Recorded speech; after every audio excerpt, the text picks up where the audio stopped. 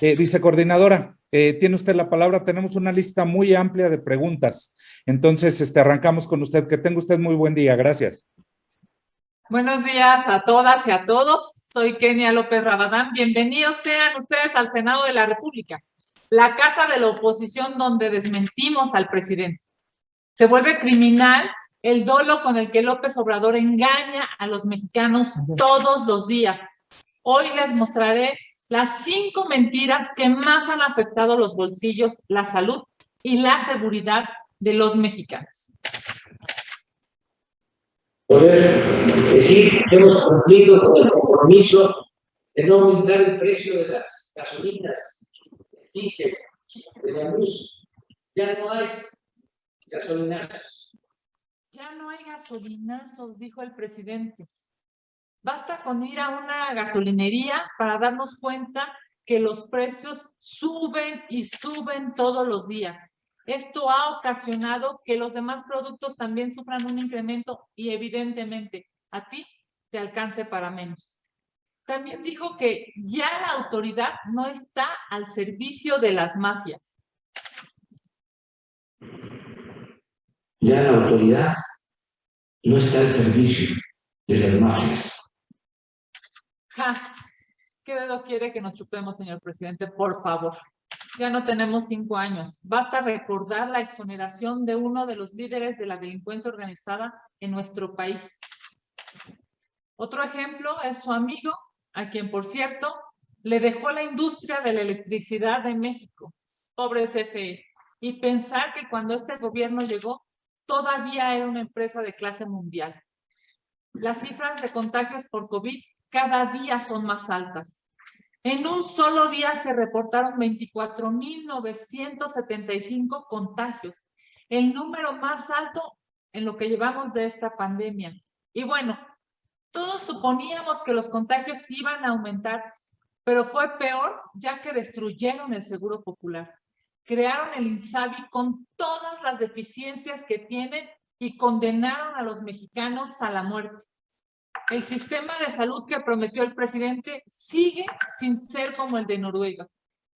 Irresponsablemente y sin medidas de sanidad, el gobierno organizó el acceso de miles de personas al Zócalo para observar un templo construido con tabla roca.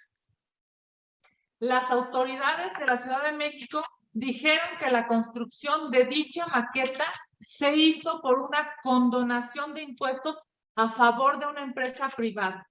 Es decir, el dinero que debió recibir el gobierno por concepto de contribuciones fue mal utilizado para montar un circo que únicamente pone en peligro la salud de los mexicanos. Ojalá que así como le gusta el show a la 4T, también le gustara cuidar al pueblo de México con más vacunas y con mejores condiciones hospitalarias. Las 5 les va a encantar a varios de aquí, que son de buen comer. Y que creo que a todos los mexicanos nos queda claro que nos gustan las tortillas. No me imagino un hogar en México donde a la hora de comer hagan falta las tortillas para echarse un buen taco. Ya si hablamos de tacos, en nuestro país, pues hay para todos los gustos. Desde los que comen tacos de canasta, de suadero, al pastor, los que se hacen flautas, los que son de harina, los que van con queso, con carne asada, con pollo, con pescado, con camarón, en fin. Hay una infinidad de formas de comer la tortilla en nuestro país. Es más, ¿cómo no recordar los tacos de 5 por 25 afuera del metro? Es claro que necesitamos una lógica política para que el precio de las tortillas no sea tan brutalmente violentado. Hoy les vengo aquí a demostrar cómo el precio de la tortilla ha tenido un brutal ascenso. Miren nada más, cuando el presidente Calderón terminó su gobierno, el precio de la tortilla valía 11 pesos con 13 centavos. Cuando el presidente Peña Nieto concluyó su mandato, el precio de la tortilla valía 12 pesos con 86 centavos. Hoy, el precio de la tortilla está a 18 pesos.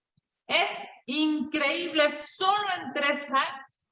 Este gobierno irresponsable ha hecho que el precio de la tortilla crezca de 12.86 a 18 pesos. Y eso que vamos a medio camino. Sin lugar a dudas, este gobierno no sabe hacer administración, no sabe trabajar en beneficio de los mexicanos. Lo único que sí sabe es hacer un show muy lamentable. Estoy a sus órdenes. Muchas gracias, senadora. Empezamos entonces con las preguntas. Permítame un segundo. La primera, si no me equivoco, es de Vero Macías. Voy. Sí. Sí, Vero Macías pregunta. UNICEF ve bien el regreso a clases aún en medio de la tercera ola y la afectación en menores de 18 años. Asegura que hay menos riesgo acudir a la escuela que a otros espacios públicos. ¿Qué pedirían para que los menores tengan un retorno seguro, sobre todo ante la incertidumbre de los padres que no quieren enviar a sus hijos a la escuela? No, nuevamente el gobierno federal está basando sus políticas en ocurrencias. No hay garantías para que los niños regresen a la escuela con la posibilidad de que su vida esté protegida. Se requieren escuelas en donde haya capacitación para los maestros, en donde haya agua para lavarse las manos, en donde haya ventilación, en donde la infraestructura esté acorde para que puedan transitar los niños tomando clases en esta pandemia. Nuevamente, el gobierno federal hace todo al ahí se va, lo hace de manera lamentable y, por cierto, ahora quienes están en posibilidades de perder la vida serían los niños. ¿Qué pedimos nosotros? ¿Qué exigimos nosotros? Que esta decisión no se tome de manera política, que no se tome por el inquilino de Palacio Nacional, que no se tome a la y se va, que se hagan las cosas con protocolos claros y establecidos. La Secretaría de Educación Pública será la responsable si este regreso a clases genera muertes para los niños y, por supuesto, para sus familias. Es muy lamentable que no haya certeza hoy de que los niños van a regresar en una infraestructura clara y protegida para que no se contagien. Gracias, senadora. Igual Vero Macías le pregunta, ¿ustedes creen que sí es necesaria una reforma electoral? ¿Y qué candados considerarían para que el INE y el Tribunal Electoral del Poder Judicial de la Federación no sean rehenes de intereses de terceros? A ver, hoy las declaraciones del presidente López Obrador son muy lamentables. Demuestran el peor rostro del gobierno, que es un gobierno autoritario. El peor rostro en los 3 años casi ya que llevamos de esta administración. Hemos visto una tendencia hacia un gobierno autoritario y hoy el presidente de la República, con las declaraciones que ha hecho, nos demuestra que no le gustan los contrapesos. Fíjense nada más el argumento que da uno de los poderes para destruir a otros de los poderes. Es lamentable. Yo estoy convencida de que el presidente está rayando ya en el autoritarismo y eso no le beneficia a nadie en nuestro país. Cuando habíamos visto que un poder quisiera destruir al otro de una manera, por cierto, tan pues cínica, tan pública y tan ilegal. La decisión del tribunal, esta decisión que parece ser le ha molestado no solamente al presidente López Obrador, sino a todo su séquito, demuestra que no saben ser demócratas, no saben reconocer cuando han cometido alguna ilegalidad, los propios de su partido. Hay una discusión sobre, por ejemplo, la definición del Distrito 3 aquí en la Ciudad de México. Quiero solamente tomar unos segundos para explicarles qué pasó. Pusieron a personas que no vivían en esa sección a cuidar casillas y eso es ilegal. No se puede suponer, no se puede pensar que un ciudadano se cambia de sección electoral de manera natural. Es obvio que intentaron implantar personas en otras secciones. El Tribunal Electoral no podía cambiar el criterio a lo largo de este proceso, un criterio que, por cierto, tiene más de 20 años. Desde hace 20 años todos sabemos que si tú estás cuidando una casilla, tienes que vivir en esa sección. Lo que intentaron hacer ahora en la Ciudad de México es que personas de fuera de esa sección cuidaran esas casillas y fueran las responsables del conteo de los votos. Eso es ilegal. Por supuesto que el tribunal tenía que resolver como resolvió. Lo que dijo el tribunal el fin de semana pasado es que continuaba con el criterio que lleva 20 años prevaleciendo, y es que nadie fuera de su sección puede estar cuidando una casilla. Eso, perdónenme, pero eso no tiene que ver con participación ciudadana. Eso tiene que ver con que alguien de manera premeditada hace que las personas se muevan a otras casillas, se muevan. Imagínense lo que va a pasar. O sea, se podrían cambiar de colonia, que de municipio, digamos, no tiene que ver con participación, eso tiene que ver con un dolo, yo diría un incentivo perverso incluso para todos los partidos políticos. Qué bueno que el tribunal resolvió apegado al criterio establecido desde hace 2 décadas, y qué mal, por cierto, que la sala regional había aceptado eso, porque claro, les habían hecho un traje a la medida para que ganara el candidato o la candidata de Morena. Hoy el Tribunal Federal ha hecho lo que establece la ley.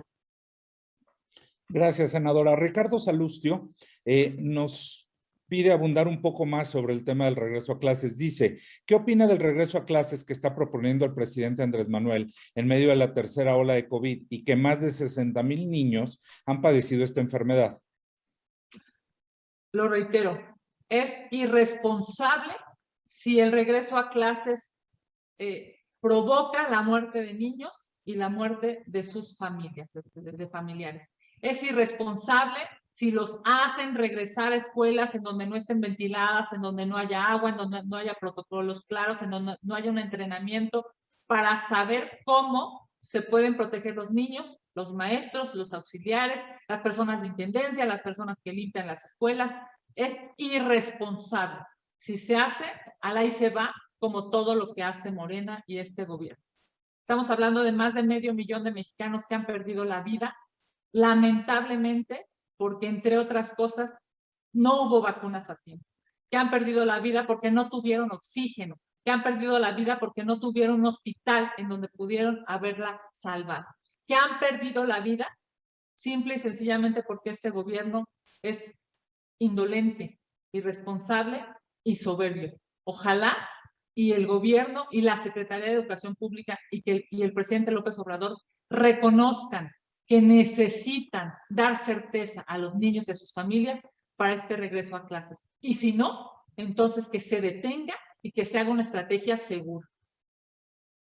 Gracias, senadora. Adrián Ojeda pregunta, ¿qué opina de que el pasado viernes en el campo militar número 1, el secretario de la Defensa, Luis Crescencio Sandoval, presentó formalmente al nuevo y poderoso Estado Mayor Conjunto del Ejército, que agrupará a la Fuerza Aérea Nacional y a la Guardia Nacional, sin que se hayan aprobado aún en el Congreso y mucho menos presentado todavía por parte del Ejecutivo las iniciativas de reformas a los artículos 4 de la Ley de la Guardia Nacional, que establece el carácter civil de ese cuerpo de seguridad federal.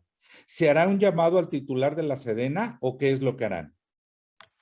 Nosotros lo hemos dicho claramente desde que aprobamos la Guardia Nacional. Incluso lo dijimos cuando a través de un decretazo el presidente de la República quiso militarizar al país. Se requieren 5 precisiones para una lógica administrativa o para una forma de regular esta forma de entendimiento entre la parte civil y la parte militar. ¿Cuáles son? Lo hemos dicho, lo hemos establecido en la Constitución. Esta forma de trabajo tiene que ser, fíjense nada más, extraordinaria. O sea, no puede ser para toda la vida. Tiene que ser una forma de coordinación de manera extraordinaria. Regulada. ¿Qué significa eso? que debe estar en una ley. Tiene que estar fiscalizada, subordinada. ¿Qué significa que sea subordinada? Que siempre un militar deberá estar subordinado de un civil, siempre. Lo dice la Constitución. Y por último, debe ser complementaria. Esto significa que el trabajo de, digamos, de la Sedena, de la Marina, de todos los esfuerzos que se estén haciendo para proteger y para dar seguridad a los mexicanos, debe ser de manera complementaria, por supuesto, con la autoridad civil. Todo lo que no suceda en esta lógica, evidentemente es inconstitucional y es ilegal. ¿Qué le recordamos tanto al secretario de la Defensa como al secretario de la Marina como al presidente de la República? Que eso dice la Constitución: extraordinaria, regulada, fiscalizada, subordinada y complementaria. Así debe ser el trabajo entre las instituciones civiles y las instituciones militares. Gracias, senadora. Víctor Gamboa pregunta su opinión sobre el descubrimiento que desde su fundación Morena utilizó empresas fantasma para facturar más de 31 millones de pesos entre 2014 y 2019. Ya, bueno, es la primera plana hoy de uno de los periódicos con mayor circulación. Y cuando uno lo lee, lo primero que, digamos, la primera reflexión que se hace es que pareciera que en Morena están acostumbrados no solamente a las empresas fantasmas, sino a los resultados fantasmas. El presidente dijo que iba a haber menos pobres y ese discurso es un discurso fantasma, no es cierto. El presidente dijo que iba a generar seguridad en este país y ese discurso es un discurso fantasma, se desapareció. Hoy, lamentablemente, estamos viviendo uno de los peores meses de inseguridad, el mes que está concluyendo. El presidente de la República y su gobierno dijo que iba a poder contencionar esta pandemia y somos el cuarto país en muertes. Ese discurso también como fantasma se desapareció. Esta lógica de empresas fantasma, que por cierto tiene que ver al parecer con varios partidos políticos, yo diría se tiene que investigar a todos, caiga quien caiga. Lo hemos dicho siempre. La ley no se puede supeditar a un partido, a un empresario, a un político. La ley tiene que ser para todos. Y si hay algún responsable, si hay algún político responsable, si hay alguna empresa responsable, tiene que ser sancionado. Porque estamos hablando del dinero del erario, del dinero de los mexicanos. Estamos hablando de la posibilidad de que en medio de esta pandemia ese dinero se hubiera ocupado para mejores cosas, entre otras, por ejemplo, para salvar vidas. Qué lamentable que haya políticos, partidos y empresas que se presten a esta manipulación en términos económicos, porque demuestra claramente que su mayor ambición es el dinero y no es generar bienes para el pueblo. Morena todos los días pareciera que hace algo en contra de los pobres, que hace algo en contra del pueblo, y bueno, pues esta noticia del día de hoy, esta primera plana del día de hoy nos demuestra cómo ocupan el dinero de los mexicanos solamente para sus intereses de partido. Muy lamentable, y que caiga quien caiga, que se investigue y el partido que sea responsable y el político que sea responsable. Gracias, senadora. Rubén Arismendi le pregunta si el PAN avala el nuevo periodo extraordinario que ha mencionado el grupo mayoritario en el Senado. Absolutamente no. No podemos avalar que López Obrador truene los dedos y el poder legislativo se arrodille a sus caprichos. Es una vergüenza que el presidente de la República exija un periodo extraordinario para un tema que es prioritario para López Obrador y para su ambición de poder, pero que no es prioritario para los mexicanos. Por supuesto que estamos a favor de los instrumentos de participación ciudadana. Por supuesto que estamos a favor de que los mexicanos participemos para decir, entre otras cosas, que este gobierno es una basura. Pero hoy estamos convencidos que hay muchísimos otros temas que se tienen que discutir, y si el presidente de la República está obsesionado con que haya un periodo extraordinario, hagamos un periodo extraordinario para darle dinero a las y los mexicanos. Hagamos un periodo extraordinario para garantizar que los hospitales tengan todos medicinas.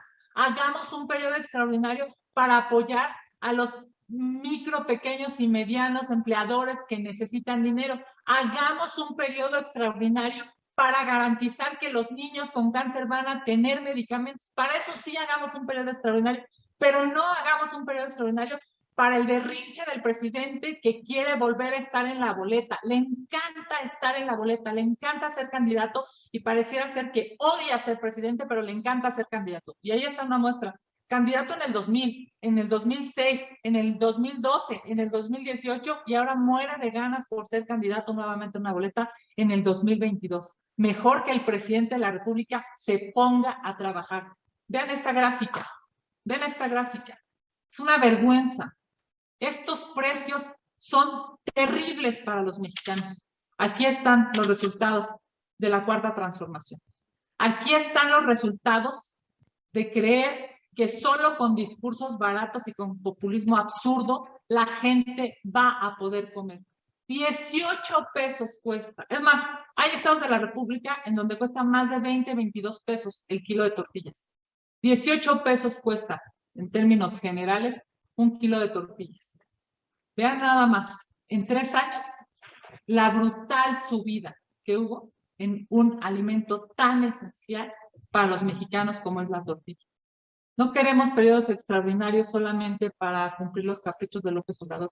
Queremos periodos extraordinarios, que los 500 diputados y los 128 senadores vengan a trabajar para resolver los problemas de la gente.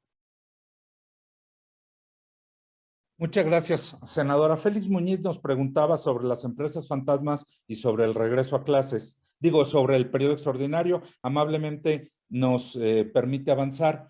¿Estás conectado ya, Gerardo Segura? Ya te veo. Tienes la palabra, por favor.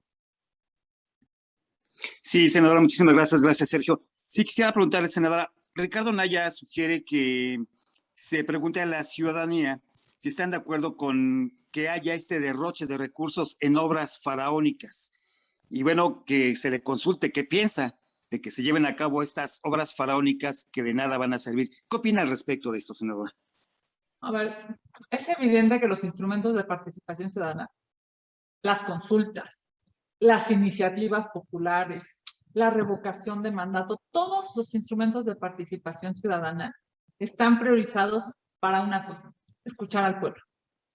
El problema de este gobierno es que ocupa los instrumentos de participación ciudadana para manipular y para, digamos, aderezar su discurso populista.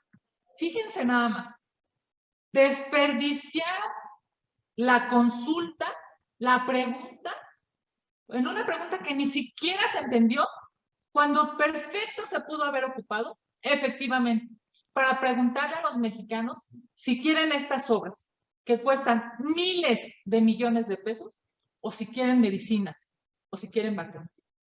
Es evidente que nosotros estamos a favor de preguntarle al pueblo. Por supuesto, lo necesitamos. Los políticos pareciera, bueno, López Obrador es el mejor ejemplo de ellos. Vive en un palacio, come gratis todos los días, ya no reconoce las necesidades del pueblo, de la gente. Nosotros estamos a favor de preguntar, pero preguntemos cosas que sirvan. Preguntemos cosas que le resuelvan a los mexicanos.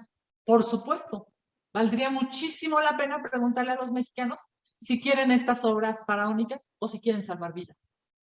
Hoy leía, bueno, ayer leía esta preocupación de algunos legisladores de aquí del Senado de la República, en donde incluso ya generaban, ¿no?, la pregunta de la revocación de mandato, y lo primero que pensé es, ¿eso en qué le beneficia a mi vecino? ¿En qué le beneficia? Vamos, ¿por qué viven tan alejados de la necesidad de la gente? ¿Por qué viven tan obsesionados de poder? Escuchando al presidente de la República hoy en la mañana esta violentación hacia el Tribunal Electoral y hacia el INE, yo lo único que resolví pensar es qué autoritario gobierno tenemos. Es el peor rostro de este gobierno en los últimos 3 años. Si un presidente de la República piensa que puede hacer una conferencia para tratar de destruir a un organismo constitucionalmente autónomo como es el INE, o para tratar de destruir a un tribunal electoral solo porque no hacen lo que López Obrador quiere, son unos visos brutales de autoritarismo que no lo podemos permitir. Qué bueno que existe el bloque de contención y aquí estaremos para decirle no a sus ocurrencias, no a esas locuras de destruir las instituciones, no, porque México se merece tener contrapesos. Hoy el presidente de la República cada vez tiene menos audiencia, cada vez tiene menos seguidores, cada vez la gente lo respalda menos. Y qué bueno que estamos aquí en el Senado de la República dando una visión distinta a la del presidente de la República, y lo estamos haciendo muchos grupos parlamentarios.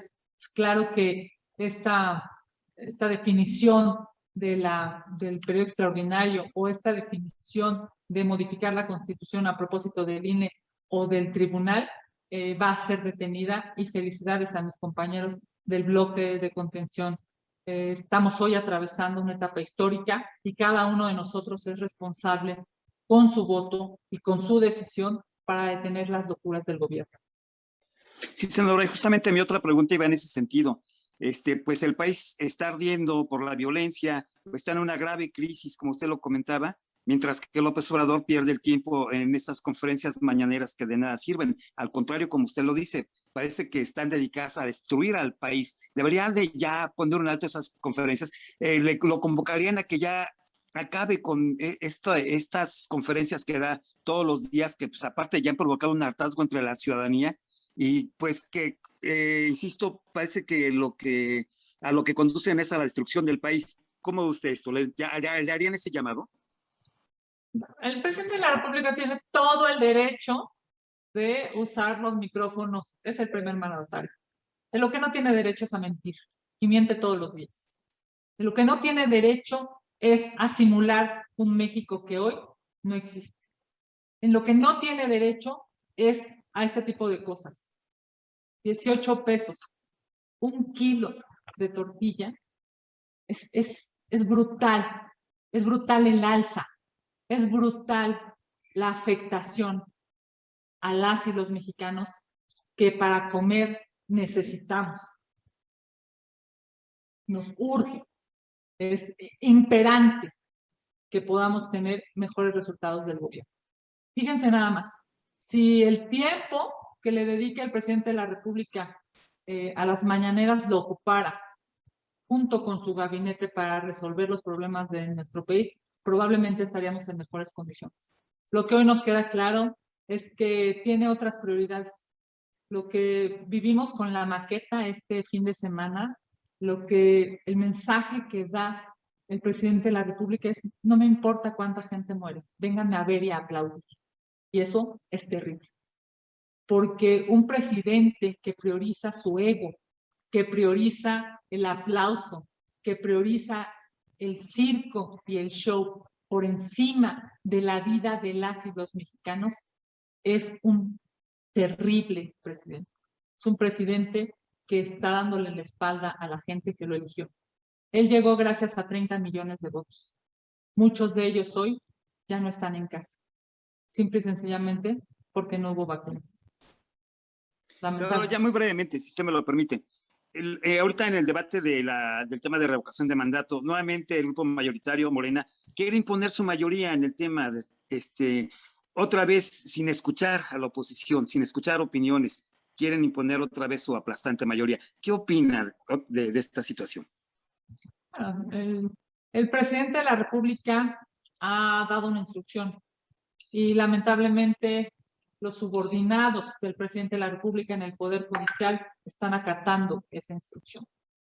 No hay hoy un grupo parlamentario mayoritario en el Senado que piense por sí mismo. Lamentablemente, solamente toman las decisiones que López Obrador les manda. Eso es terrible porque un senador tendría que pensar en los millones de mexicanos que los eligieron, no pensar en quedar bien con su jefe o su patrón. Lo han hecho durante casi 3 años. Bueno, fueron capaces de robarse 2 votos con tal de tener la presidencia de la CNDH. después de robarse los votos, pareciera que no tienen límites. Son capaces de hacer cualquier cosa con tal de quedar bien con su jefe. Muy lamentable, porque su jefe tendrían que ser los ciudadanos, no López Obrador. Gracias, senadora. Gracias, senador. Gracias, Gerardo. Ya no tenemos más preguntas, senadora. Entonces, si le parece bien, damos por terminada la conferencia. Muchas gracias, compañeras y compañeros. Les estaremos enviando los materiales en un momento y convocándolos a las siguientes actividades que tengamos.